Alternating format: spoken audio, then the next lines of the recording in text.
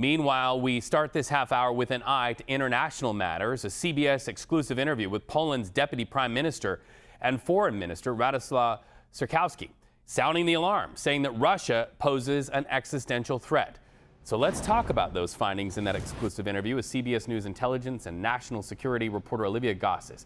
You spoke about a lot of topics with him, but specific to Russia, we're mindful of Poland's proximity to Russia. What stood out to you in his words? Absolutely, Reed. So yes, Poland as a frontline NATO state and as Ukraine's immediate neighbor, it sees this war not as a distant conflict, but as you put it, an existential threat to its own security. And the Deputy Prime Minister told us that while Russia is absorbing enormous and increasingly mounting costs, they haven't yet reached a level that are going to compel President Putin to end the war. Listen to what he said. For us, of course, Russian aggression against Ukraine is fundamental, existential. We feel threatened by Russia. Russia has waged war, occupied us, wiped us off the map for over a century. So when they threaten us, we believe them. And they've now spent longer than the Soviet Union fought the Nazis trying to conquer Ukraine. By our estimates, they've already suffered opportunity costs of $1 trillion fighting this war and lost more than 1 million dead and wounded soldiers.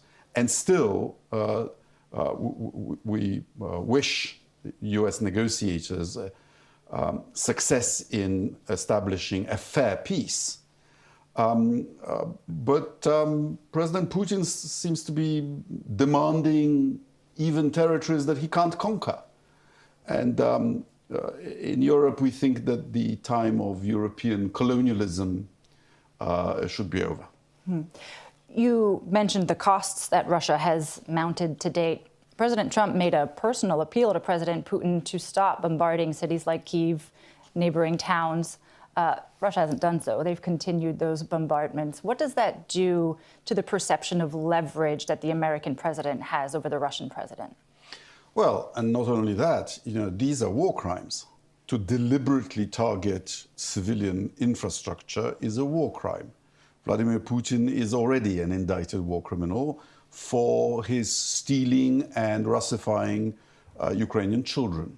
So this is not someone we trust, and is not someone that the US should trust.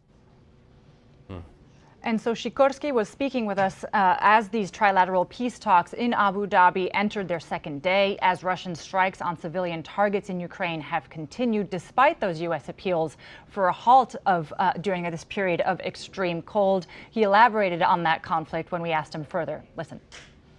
Now the U.S. is engaged in a diplomatic initiative, which we hope will be successful. But it'll achieve success only when Putin recalculates whether he can achieve his aims at an acceptable cost. And what's the most effective way to do that, to force that recalculation? Is to deprive him of the resources to carry out with this conquest. So we need to continually update our sanctions on the clunker fleet, on refineries, on banks, on those who breach sanctions, so that Putin is deprived of the resources to pay his contract soldiers and to oil his war machine. So Poland, they're remaining very hopeful that there is, in fact, a breakthrough in these talks in Abu Dhabi, but warning that the war is unlikely to end unless Russia, which is currently projecting deep confidence on the battlefield and diplomatically, we're told, faces these far greater costs and pressure from the West, Reed. So no love lost between that leader and Russia's Vladimir Putin, of course, citing trust just destroyed over decades. That sounds a lot like Volodymyr Zelensky of Ukraine. And of course, in the middle of all of this is President Donald Trump, who says he still wants to get a deal done. Do you get a sense of the relationship between the man that you spoke to exclusively and President Trump? Absolutely. Well, Radek Sikorski has been in Polish politics for a long time. He served as its defense minister, now its foreign minister and deputy prime minister. He has stressed that Polish-U.S. relations, which this year marked 250 years of friendship between the two countries, is important to maintain. He didn't deny in the interview that following the tensions that spiked after President Trump threatened a military takeover of Greenland, didn't have an effect, but he said he was hopeful that with continued Polish investments in American weaponry and American defense in order to build up its own defenses, that those relationships would remain on course and get stronger. Olivia Gazis, thank you so much. Excellent reporting, fascinating conversation. We want our audience to know that the full conversation is available on cbsnews.com. Olivia Gazis, once again, thank you so much.